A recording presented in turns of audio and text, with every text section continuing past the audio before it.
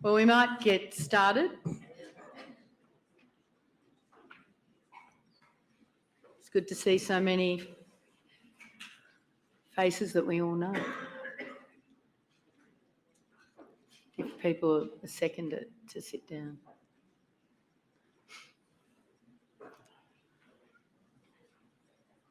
So good afternoon, everybody. My name's Jenny Smith and I'm the CEO of the Council to Homeless Persons in Victoria as my day job, and I'm the Chair of Homelessness Australia. And if I could begin by acknowledging the Ngunnawal people and pay my respects to the traditional custodians of the land, to elders past, present, emerging, any who are here with us today, and acknowledge that not any of these lands were ever ceded. Our sector's biggest challenge undoubtedly is persuading governments to provide social housing, adequate income and the support needed to end homelessness. But today, I think for many of our services, workforce challenges are close behind. In many parts of our country, there is a growing shortage of suitably qualified and experienced people who are available to fill the current and emerging jobs. And many services are already quite desperate. And so in today's session, we will hear in turn from Micaela Cronin about the situation in the community sector around Australia and, where possible, with a focus on our specialist homelessness sector. And shortly, Micaela will provide the session's keynote address. Joanna Quilty will speak about some pieces of research in relation to workforce that have been undertaken by NCOS. And Silvia Alberti will speak from the perspective of an organisation that provides community services, including specialist homelessness services, and about some things that the organisation has already tried and in relation to thoughts about what to try next with workforce. Now, I know I've said this before and not done too well, but there should be plenty of time for questions at the end of this session, and I think four of us have determined that there will be. So do get your questions into the app, and we'll hope that works. And I think we'll be able to have questions from the floor as well. So to introduce Micaela to you, and what we're going to do is have each of the panellists speak in turn and then sit up there, and then we'll have a chat with you after that. So Micaela Cronin has been the Director of RMIT in Victoria's Workforce Innovation and Development Institute, or WIDI as it's known, since April 2019. WIDI drives innovation in education, training and applied research to enable the growth and transformation of the social service industry. Micaela's held leadership roles right across the social service sector in Australia and internationally, including co-chair of the Sector Reform Council in Victoria, and has been president of ACOS. So over to you, Micaela.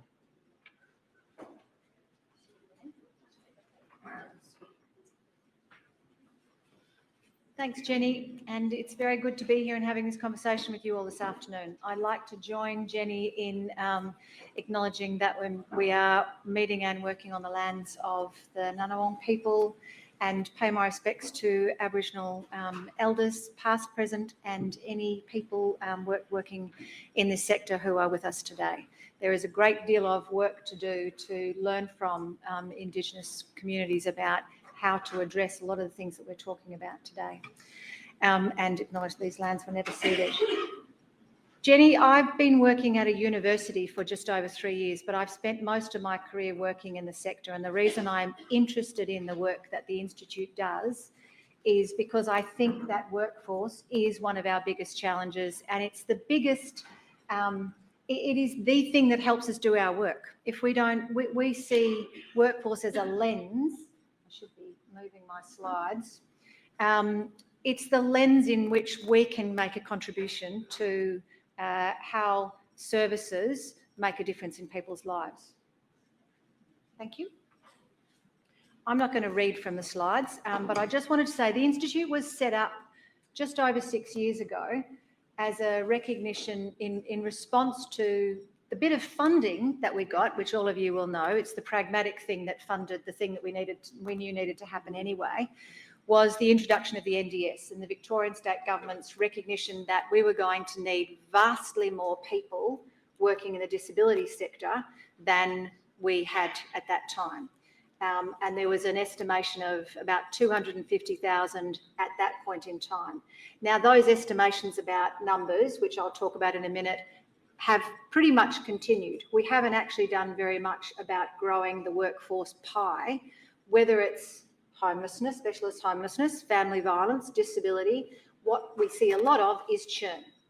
So that's an RMIT at the time, when universities had a bit of money, which they don't anymore, co-invested in the institute and co-funded it. And it was a collaboration at the time with the sector through VCOS. And what we look at is what can we do from the vantage point that we have within that partnership and collaboration to address what workforce challenges are. Because we've got a really serious problem, which we've all known about for a very long time. This is not new. Jenny said I was co-chair of the Sector Reform Council, which I think was about 8 or 9 years ago.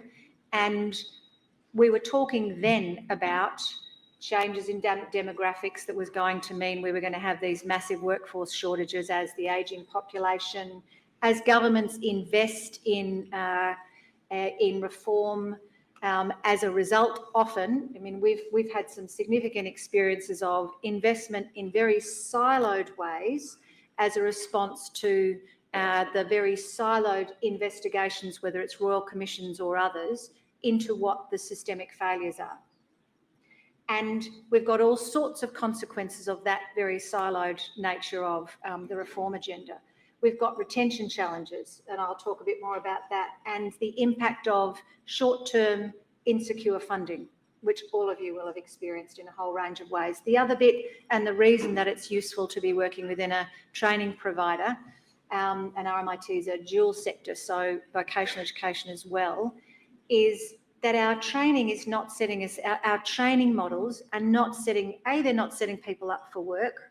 I remember when I studied, I turned up my first day as a social worker and I had no idea how to do the job. I was just really lucky that someone down the corridor took me under her wing and helped me step through the, and bring what I had learnt from. I had learnt a great deal, but not really how to do the job. So we've got outdated training, both content and delivery models. The other thing, and we were just having a conversation about the impact of the last couple of years, and what I've just described about, what I know from my career pathway and where I learnt the most, and where all of us do, which is often from your peers, from the informal experiences of watching other people, whether that's, managers or leaders. And we've lost we've got a whole generation of workforce, the workforce now, who have not had that opportunity in the same way. They haven't, for a number of reasons. A, because of COVID, but B, because of the investment in growing the workforce at the base, people are being sucked up into leadership roles in very short timeframes, with having very little experience themselves. So we already knew we had a problem, and it's now being dramatically exacerbated. We've got unemployment at record lows, which means that we've been doing some work and rolling out and piloting a workforce growth strategy in Victoria with the disability sector. And the organisation we're partnering with, who's helping with the recruitment, said, you need to be thinking that anytime you're talking to a potential recruit, they will be actively talking to at least four other organisations. And if you're not moving fast enough, you put them off in some way, you'll lose them. Now that's new, right? And that's not what our systems are set up for. And we kind of get on our high horses a bit about, well, we need to pick the right people and we need people with experience and we need people who have the right values. And that's all very well, and we do need all of those things. But if you're not moving fast enough and you're not attracting them, then we're losing people. So that labour market is having a really big impact on the capacity to recruit.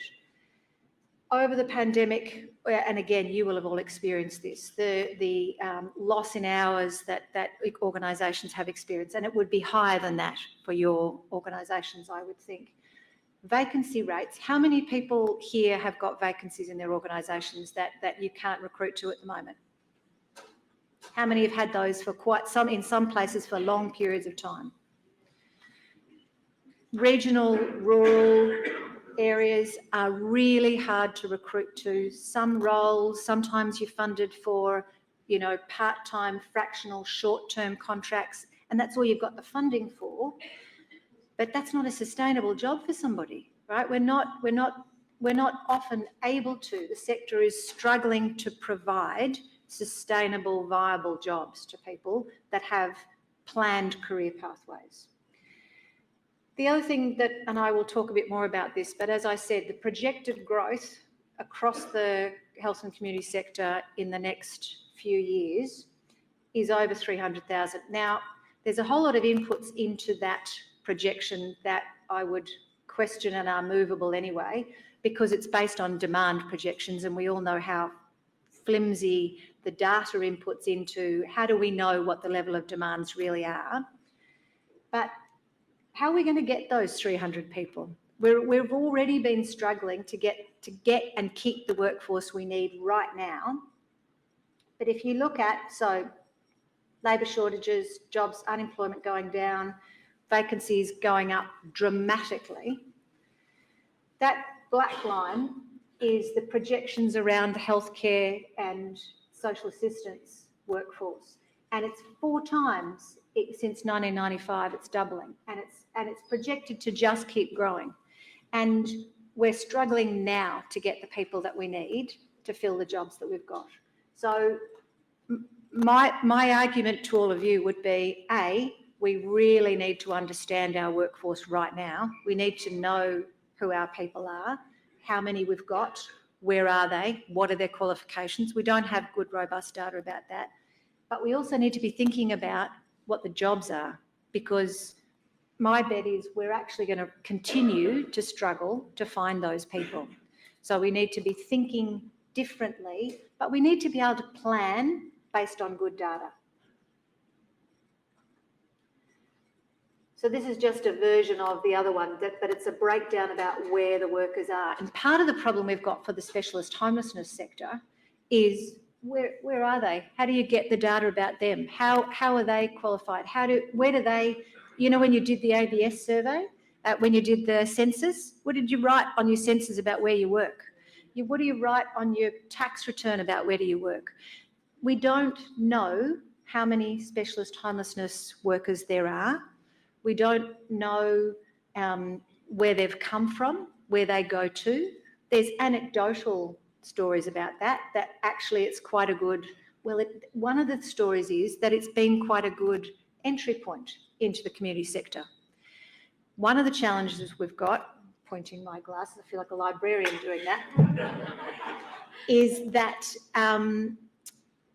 some of the problems we've got facing the sector is that where we've had pathways, we've had entry-level roles, they're disappearing because what's happening with the increasing, what's happening with the government funding is that it tends to happen at a more complex level.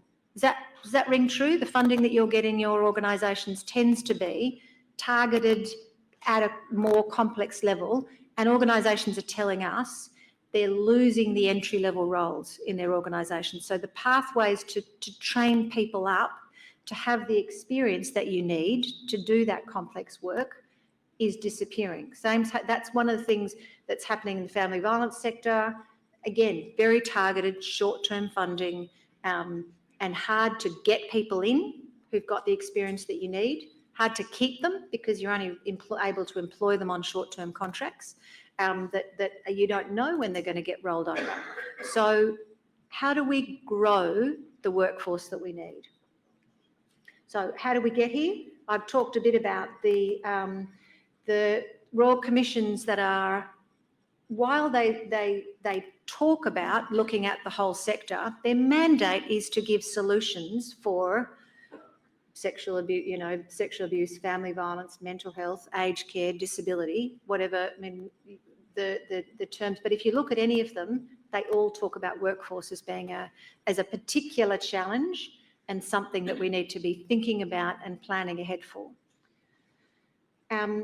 We've got it's a highly feminised workforce that has historically been seen as care work, low pay, low levels of unionisation, low capacity to do bargaining, come from most of the organisations I've worked for, partnered with, come from either a lot of them are community, they've grown from being small community-based organisations, faith-based services, movement-based organisations that government, what the contracts were traditionally is subsidised, that they were subsidised to deliver the service that they were expected to fundraise the extra money for. So we don't have great pay and conditions, and we're going to be competing with, people can earn, I was talking to someone the other day who was applying for some of the jobs in one of the programs and that we've been part of piloting.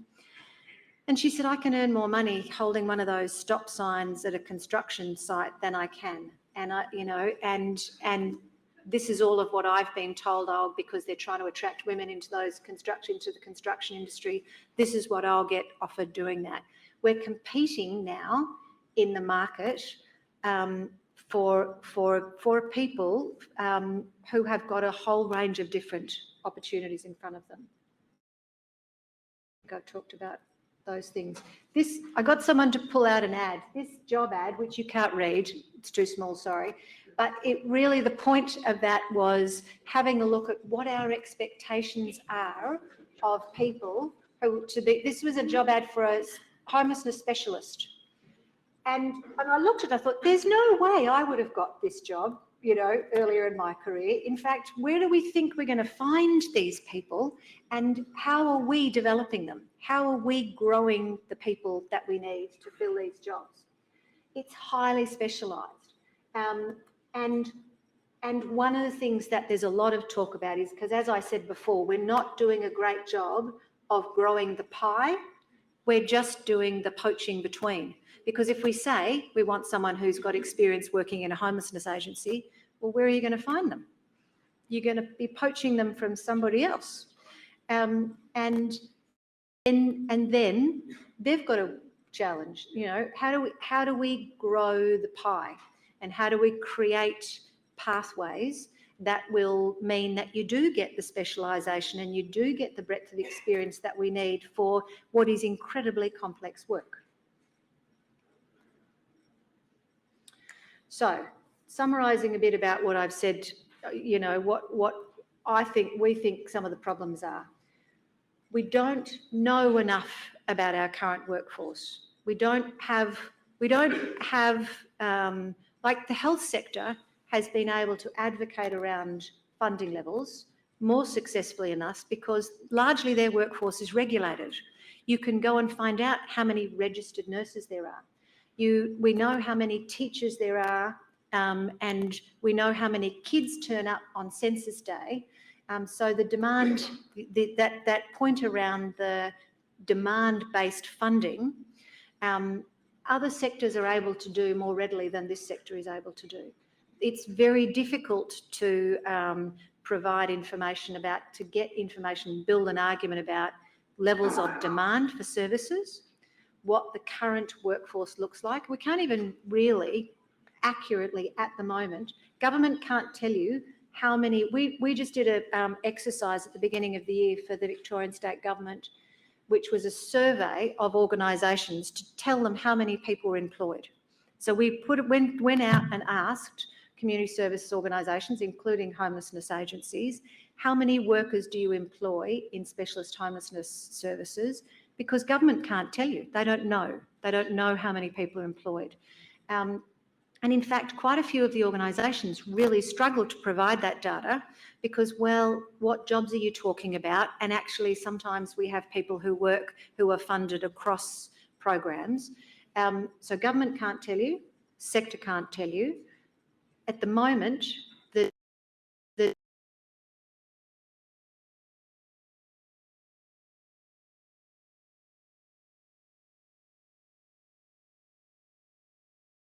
about them has always been something of a priority.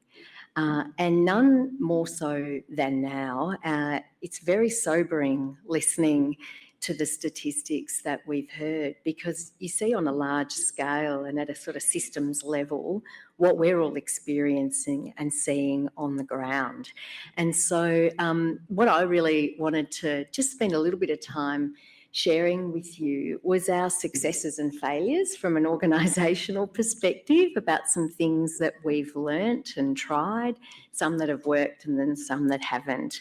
And I thought it might be useful just to share that and have a bit of a conversation.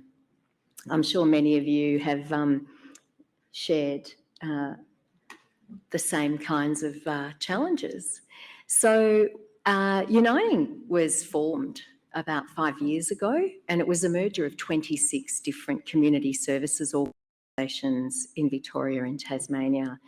So it was a bit like minestrone, I have to say, when we started. It was like bringing everything together. We now provide services nationally, so family violence services, and we also provide the bulk of our services in Victoria and Tas, but we have teams in New South Wales, Queensland and the Northern Territory too. And the teams really span, as Jenny said, across a whole range of different community services.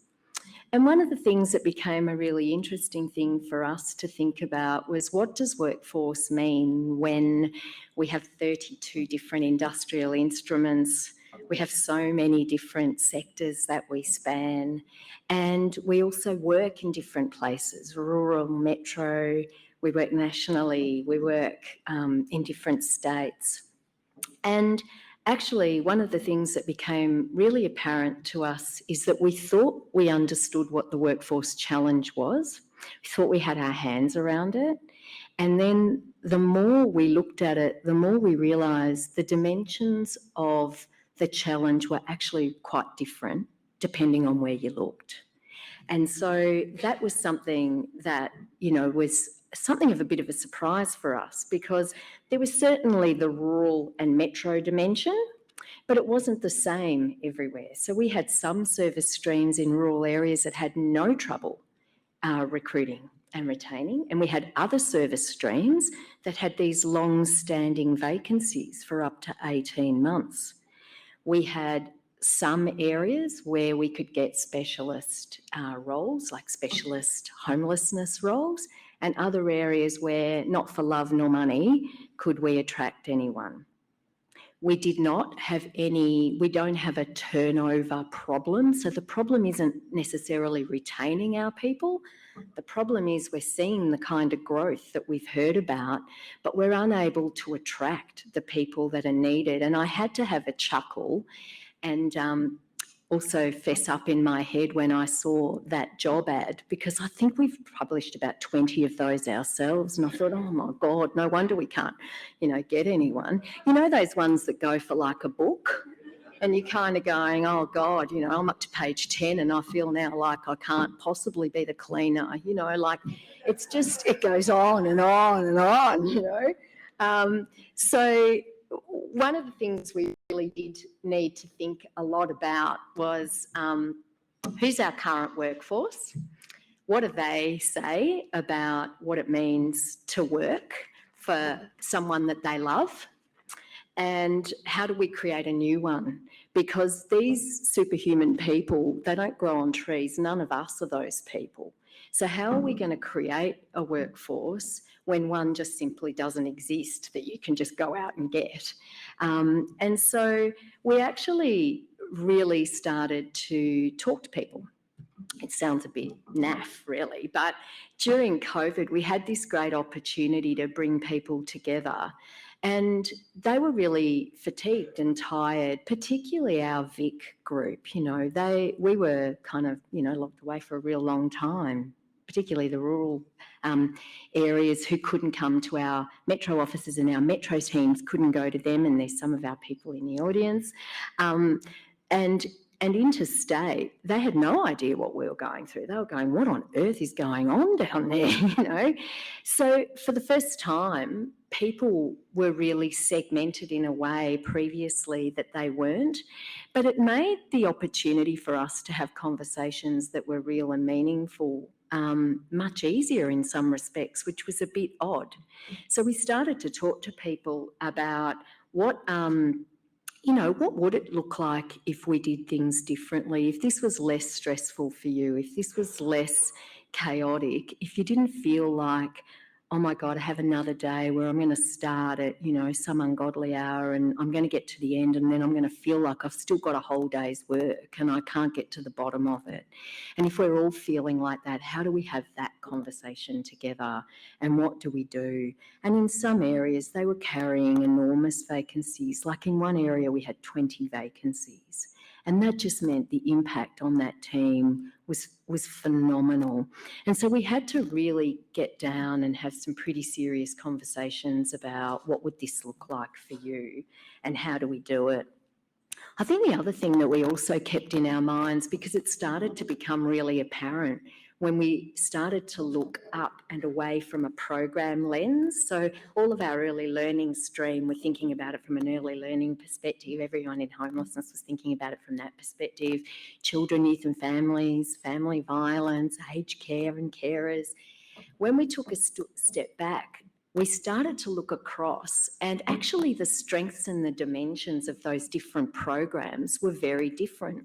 And I have to say it was our rural teams that taught us probably more than just about any other team around how could you package things in a different way. Forget about the program for a minute, forget about the organisation for a minute, forget about all the reasons you can't do this, and start from the perspective of what if you could, how would you pull something together and what would you do?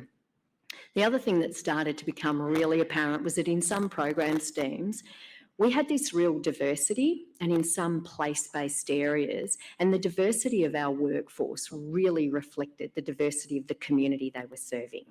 Really, we had LGBTIQ+, we had First Nations people, we had people from just incredibly different cultural backgrounds.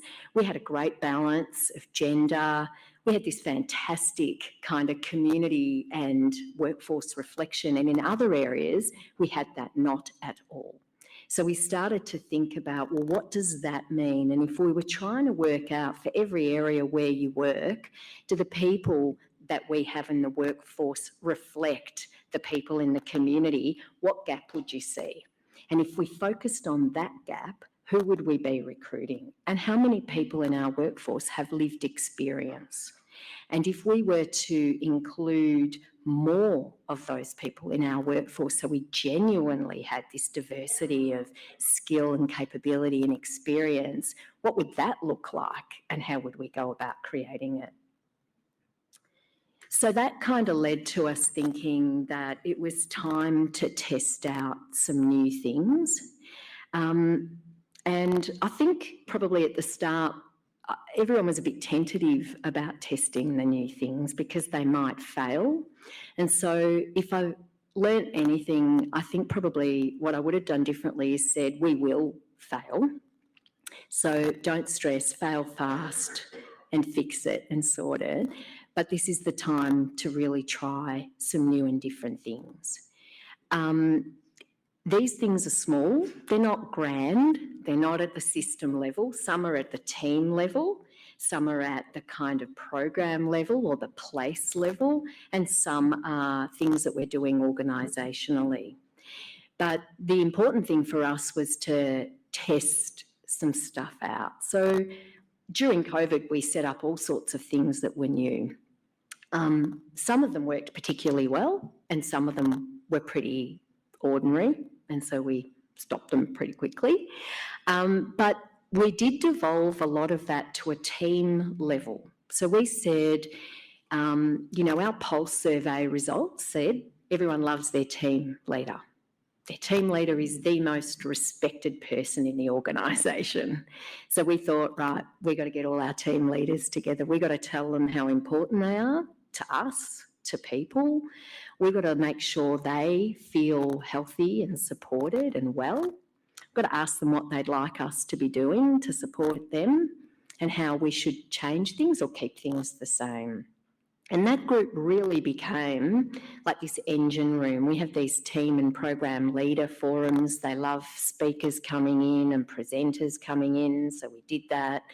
They were like this fantastic kind of test of the vibe of the place.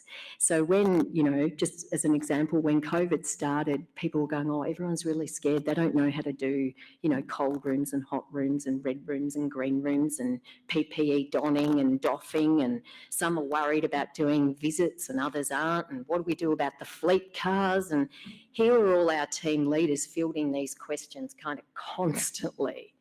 And so we got them together. We got site managers groups together because they wanted to know what instructions we should be giving people that are using offices, and those things changed. If you're in Victoria, every 5 minutes. If you're in Tassie, slightly less than that.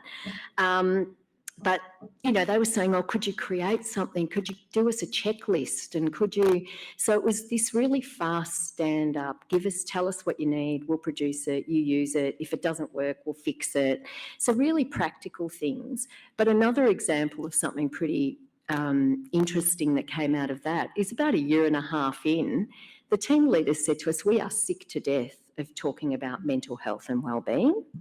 Our staff are sick to death of talking about it. We want fun. So can you please get some fun going? You can imagine telling a bunch of executives to make things fun, can't you? So we're going, right. So that became an interesting conversation, really, and one we would never have got to be frank. Like, we would never have known when's the time to shift gears and when not. I guess the important thing is, how do you really value people? How do you ask? How do you get really live feedback? And when you're not doing the right thing, how do you make sure it's safe enough for people to tell you, you guys are not visible enough, you guys need to get out more? Or, we don't want you to come and visit, it's hard enough doing everything else right now, just stay behind the screens. Or, we really want you to come here, but we don't want you to go there. It's really kind of, understanding what do people need. We're not mind readers, so it was kind of, how do we create the conversation? I'm probably telling you all to suck eggs, so my apologies. But we also started to talk to people about if this were a great job and an ideal job, what would it look like? What would you want? And out of that came all sorts of things. And as we went around and visited different sites, different people had different ideas about that. So it was things like, for example, bundle roles up and let us do work across programs. So use our professional development and review period to say, I've never done anything in AOD and I'd love to, and start rotations. Do some buddying and buddy people up with someone from a whole other area. It also led to us starting to think about our partners differently. And that really led to us thinking and having a conversation that said, if we were at a place-based level to think differently, like, for example, in Horsham, which is a remote kind of rural area outside of Melbourne, we might only have a 0.5 of this, but the health service might have a 0.3 and someone else might have a 0.2. What if we had conversations that bundled those roles together? What if we created the pipeline for people? What if we started to say, you don't have to choose, you can have all 3 of these and we'll do it together and we'll create it for you. Now, in some of our areas, that's worked really well. In others, it's harder to do. But these are some of the things I think that we started to really think about, because Workforce was saying, oh, that would be fantastic. For some others, potentially, that live in our rural areas, they were saying, oh, we haven't got enough money to employ that person full time, but that person wants to live and work here. So we did then say, right, well, what would a full-time job for that person look like? Which bits of programs should we pull together and create? Entry-level jobs were really important, so we started to think very differently about internships and cadetships and saying, we're not going to find these incredibly experienced people just waiting in all these areas to take a job, so we have to create a pathway. We have to support them. They're not going to be fully experienced, so what does shadowing and supporting and buddying look like, and how are we going to have that happen? Again, that's worked really well in some areas, harder to kick off in others. So we're still really early on in our thinking about what does that look like. I think the other opportunity, and I think it's one for us all to think about, is we're a really mature sector. We've known each other for a really long time as a community services area, and I think we have high trust, high value relationships. So I guess the opportunities for us is to be thinking about what would joint communities of practice look like? If we came together, 3 or 4 agencies in different areas, and said, let's take a turn.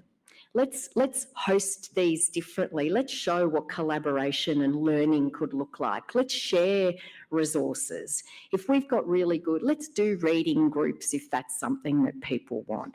But what could that look like if we did it together?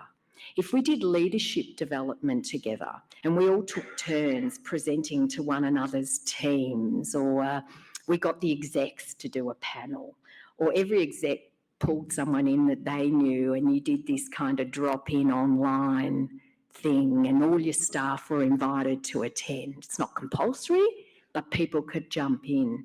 It's kind of what we could create together. These system issues are really wicked problems and they've been around for a very long time.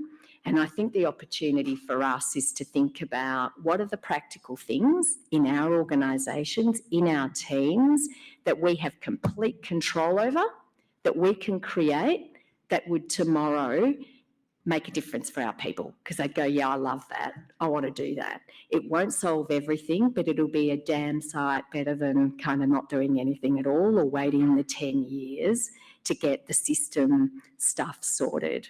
So I just wanted to share some of the trials and tribulations and talk about some things that I think are possible. And I hope you all have lots of discussion and conversation with all of us in the next little while. Thanks.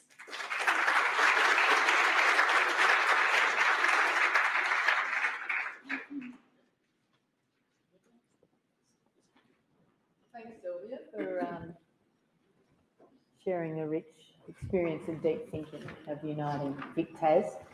And yeah, a lot of creativity there, I think. Now, we've got roving mics, so I'd ask you to hold your questions till you get a mic, because otherwise you won't be going to the people who are watching at home or at work and not here with us. And we want you to be in the recording. Is Lisa Sampson in the room? Is she in the, oh good. Well, Lisa Sampson's a very excellent question asker. So we will go to Lisa Sampson next, but we'll take the first question from up the back. Hi. And then Lisa can choose which of her excellent 3 questions she wants to ask next. My concern is around funding and attracting staff. I'm from a regional area, Newcastle, and the whole sector is recruiting at the minute, and we're seeing this turnover of staff. So we're losing lots of knowledge, lots of skills. And we're now trying to look at what we can afford to pay, because we've got the other thing occurring is that where they're going is much more pay, extra hours. But I'm just not sure how we're going to cope with the funding around this. And I know that one of the comments earlier was around entry level or not having entry level. A federal government before the election came and announced that 9 to 8 workers for domestic violence and homelessness services in Newcastle, Lake Macquarie, but they said the whole 8 would be at entry level. So that then changes everything if you're trying to also go up. So that planning around the workforce, I mean, I've worked in the field for 35 years and I've never experienced what I'm experiencing now. You want to start? Yeah. So that's not an easy one to solve at all. And I think that it's partly why it was really good to kind of finish too on, I think, Silvia's point about what can you pragmatically do and collaborate on the ground to address those problems. I think you need it to be addressed at every level, right? So I think part of what I see the Institute's job is for us to build some evidence for the peaks to be advocating for, so we can help build a really solid evidence base to be articulating the challenge that you're talking about, you know, because there's significant evidence of what you're saying about it's getting worse. It's not getting better, it's getting worse. And we've known we've had these problems for a long time. So why is it getting worse? What are the things where are the interventions actually doing almost the exact opposite of what government want them to do? Because they're not intentionally creating that problem. I think there's just I think a big part of the problem is, I don't know how many public servants we have in the room, the depletion of the public service over a long period of time, that means we don't have the corporate knowledge there to know the sorts of things, the implications. They're not able to watch and monitor it in the same way. But I think part of it is building the evidence base to be able to advocate back about the implications of the funding you're talking about. But then more pragmatically, what do you do today in collaboration with other organisations?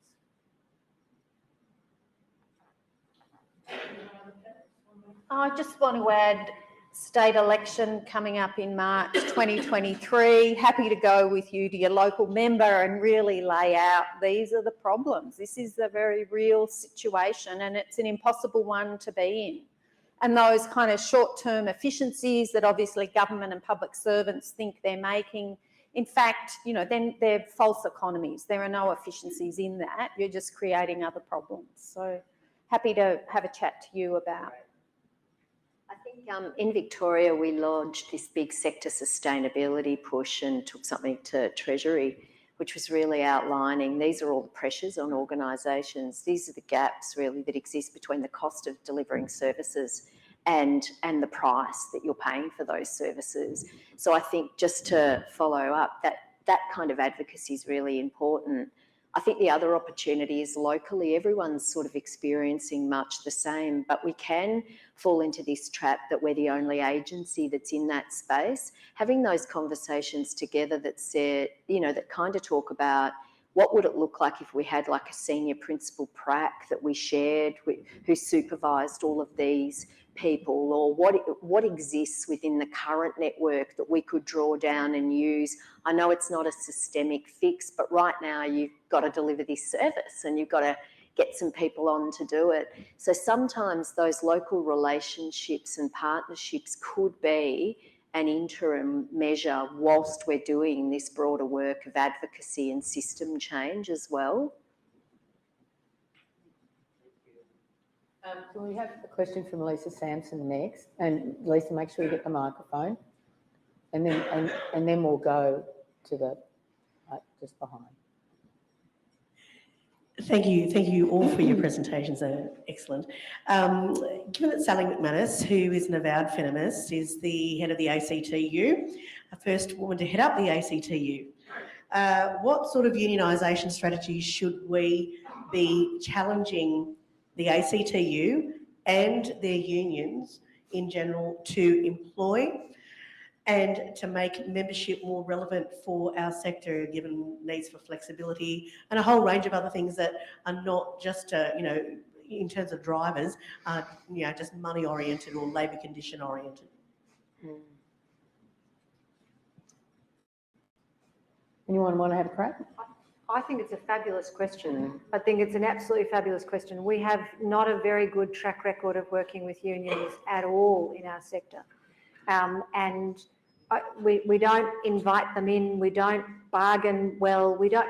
And the irony is, because we're funded by government actually we would be able to we should be partnering to advocate to get greater funding to deal with the problems we're talking about. I mean, it seems like a no-brainer to me. We do a very bad job as organisations about actively welcoming in unions, actively encouraging membership. We often do the exact opposite. So I think increased unionisation, increased working with the unions because we ultimately want the same thing. We ultimately what we want, better paid jobs with better working conditions for people who are in sustainable jobs that they love. So yeah, I think it's a great question. I don't have the answer about how we do that, other than I think there's a leadership question for me. I mean, I have a very different view now about what I would do now than I did when I first became a CEO in a community service organisation, and the way I engaged with unions then, which, you know, I'm not embarrassed about what I did, but I certainly wasn't as proactive, and I didn't proactively go and engage and say, how can we work together? I would do it very differently if I started that job now. So I think the ASU in New South Wales works really effectively with the Liberal government and with NCOS, and have, you know, we've, I think, jointly been able to achieve some really good things, including 5.5% indexation, not across the board, but, you know, that is an ASU that is pragmatic and is able to get through to the Liberal government, which is, I think, yeah, really effective. Yes, yes. And I was going to say something else. I mean, and also I think it's time to acknowledge the role of the ASU in partnering with HA nationally to retrieve the ERO on 2 occasions to date. Yeah. So there's more to do. And wages are a great place to start. With cost of living where it is and so many people struggling to get by, I think it is absolutely front and centre and a place to start. And what about a round table? Wouldn't that be great? A conversation that kind of brings people together, and we look at things like work cover, and we look at occupational violence, and we look at safety, as well as looking at wellbeing and vibrancy, and a conversation that says, if this was going to be pitched nationally and in a different way, what would that look like? That would be an awesome round table, wouldn't it? And we've got the Jobs and Skills Summit coming up. Yes. So if we could go to the person there, and then we'll go up to Narelle at the back. Hi, I'm Gowan from the Haymarket Foundation in Sydney. I'm the CEO there. Thank you for your advocacy on the wages and also the funding that's matched that. Thank you, Joanna. But my comment was about, Micaela, you raised that once people get to a certain level, they leave. And that's what I've seen. I've been in public service most of my career. I'm now in the non-government, and I'm appalled by the poor wages and I guess the risks that staff are facing daily with a very complex client group. And I guess what my organisation has seen is people get to a certain level on the award, that there's nowhere for them to go. That's a very low level. If we're even able to be funded or put some advocacy around the country that people could go up to that next level, at least we're not losing the skill, the training and the experience. Thank you. Creating those purposeful pathways and thinking about those roles and what they look like is really important for us all to be thinking about. One of the other things we've been thinking about in terms of the issue about burnout is the other sector that is important for us to collaborate with that's struggling at the moment is the education sector. Can't find enough teachers, and we don't think the teachers that they've got have got current experience. So what about if we gave people a secondment out for a year to go and learn how to be a teacher and have, you know, and teach the workforce, you know, or a mixed job with an education provider, and you can do that in local regional areas as well. So Silvia's point about bundling up jobs, it's also a bit of a career step for somebody, right? And it's another thing that they could do that is still in the sector that they love and still contributing, but but developing them professionally. So there's a bunch of different things we could be thinking laterally about what people's career pathways are. I remember doing this exercise and interviewing a bunch of people about their career pathways, and someone asking me as well. I don't remember thinking it was a pathway or it being purposeful. I don't think any of us here would go, well, I planned to be where I am now and I took these steps to get here. But what if we helped people do that? And we did think through what those developmental steps were. We'd be much more likely to keep people.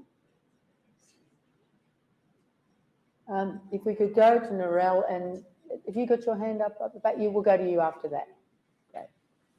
Thanks, Jenny, and thanks to all the panellists. I think I should declare before I say anything, I'm the President of the Australian Services Union, New South Wales and ACT. And I want to say that I think Micaela said it early on in one of her early slides about low unionism.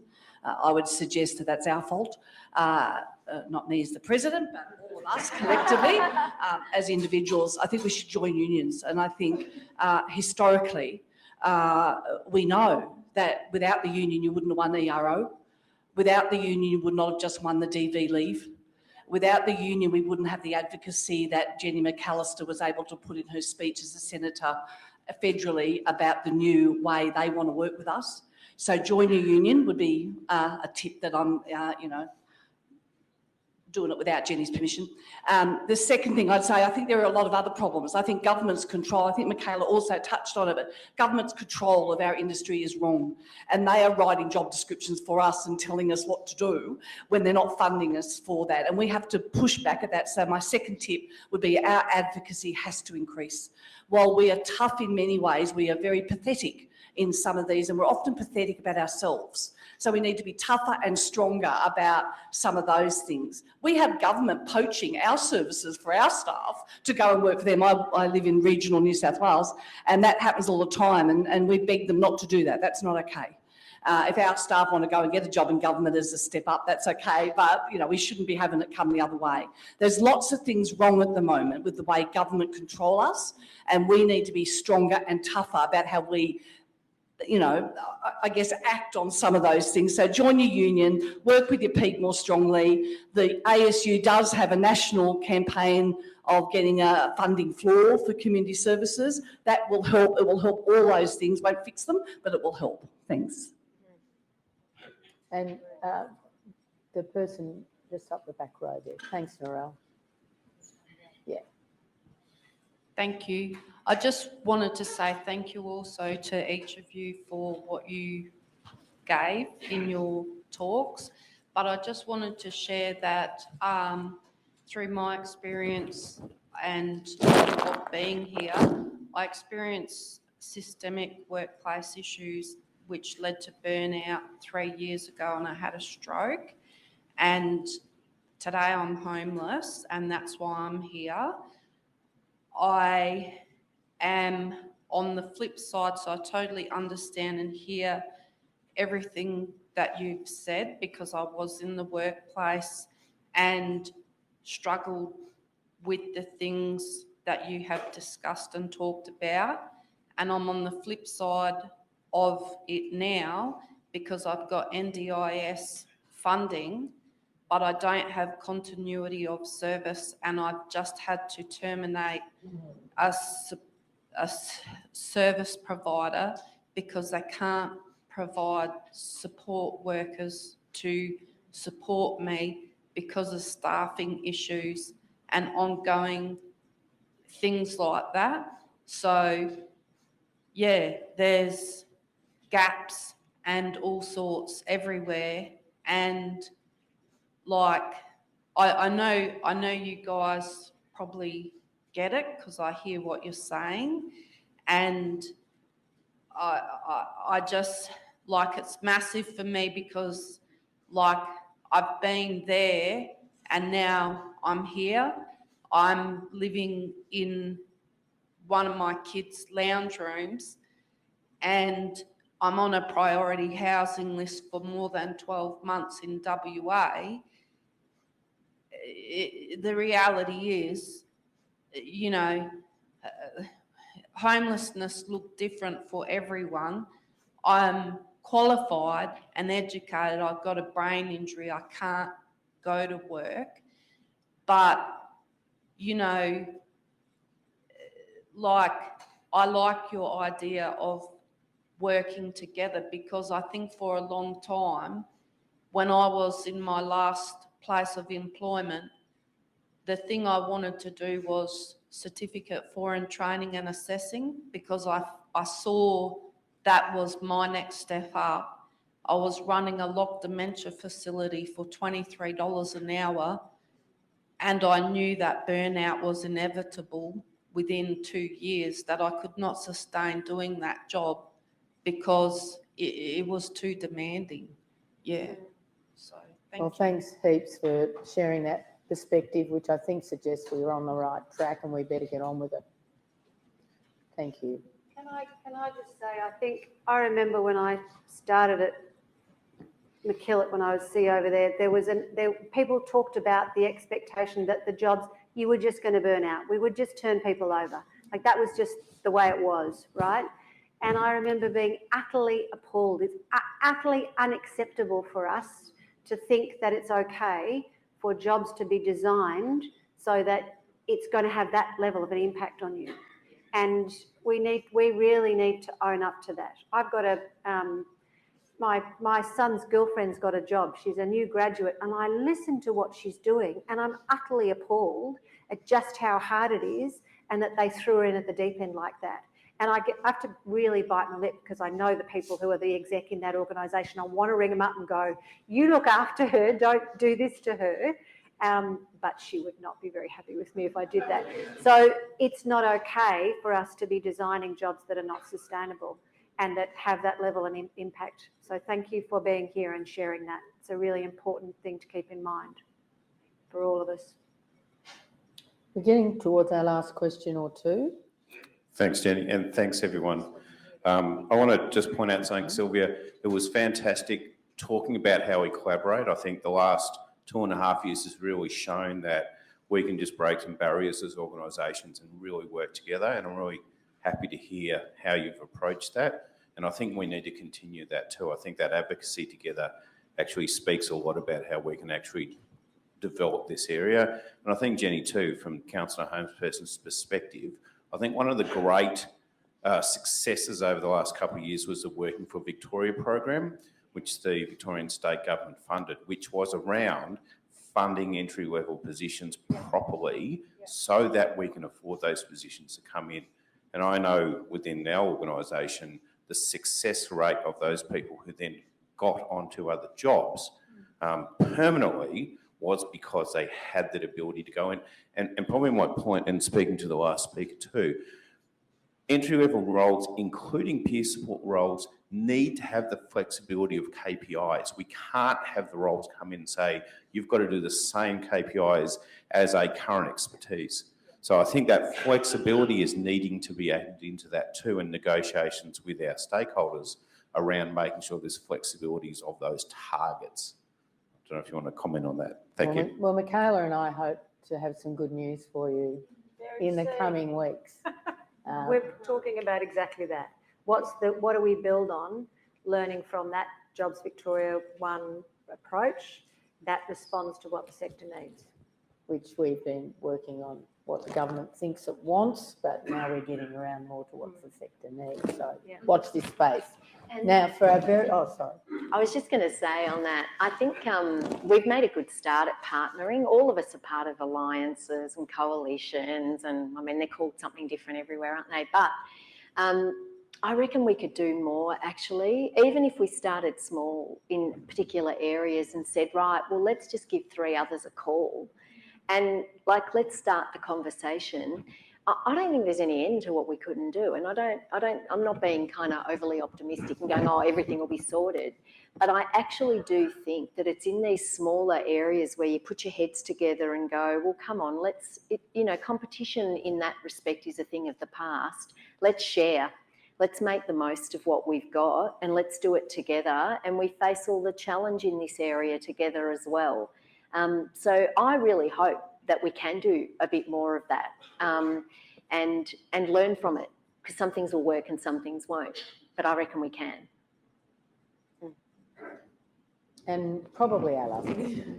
Hi, my name's Sarah. I am a lived experience and peer support worker in Melbourne, and I've done that job for a while. Before that, I was doing systemic advocacy for 3 years with the CLC.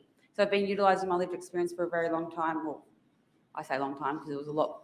Anyways, like the last 5 years of my life, and you know, in so many different settings and putting my fingers like so many different parts of the pie, you know, and like learning, like putting myself out there and doing so many different things, you know, using my various degrees of lived experience through, you know, pretty much all the service sectors that are out there, I've had lived experience in, right?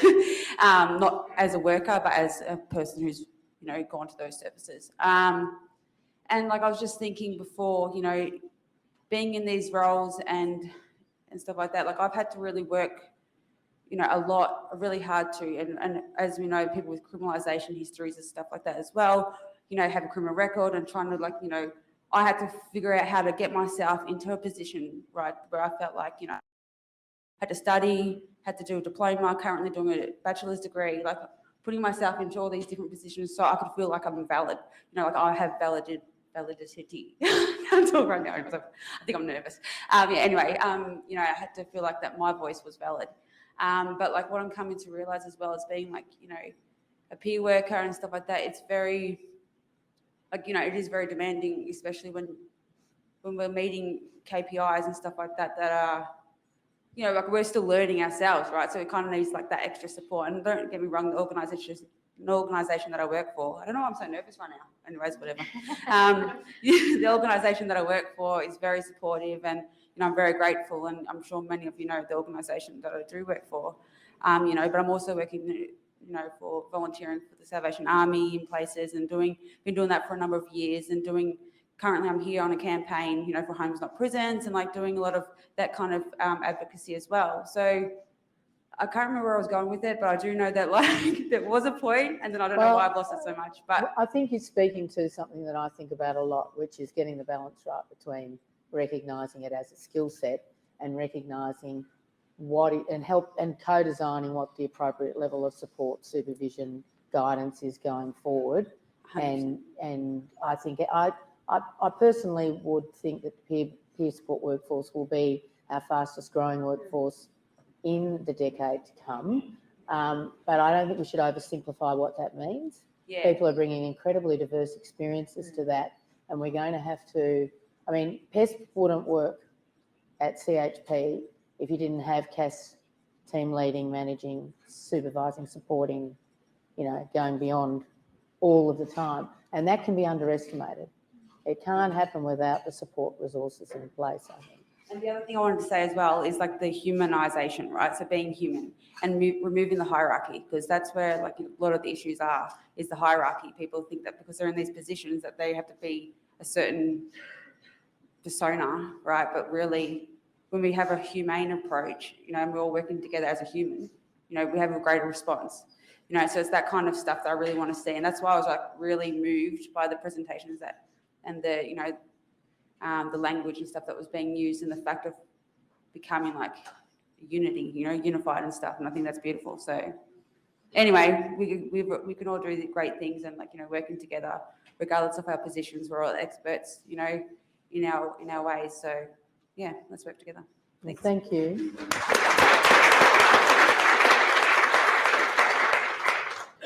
I mean, I think, and you know, Silvia talked about the power of collaboration and process for this, and looking at the room, you know, this is a national issue, and you know, I think it's interesting for us to think about how we might be able to, you know, grow the national collaborative effort in addressing these issues. And I think Joanna's made the point about, you know, more organisations like WITI in all the states and territories, but also as a joined up national effort. So will you join me in thanking our presenters, and thank you.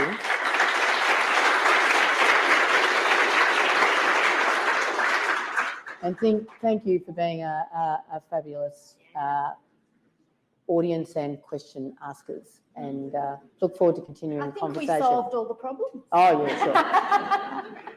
Thanks. Easy.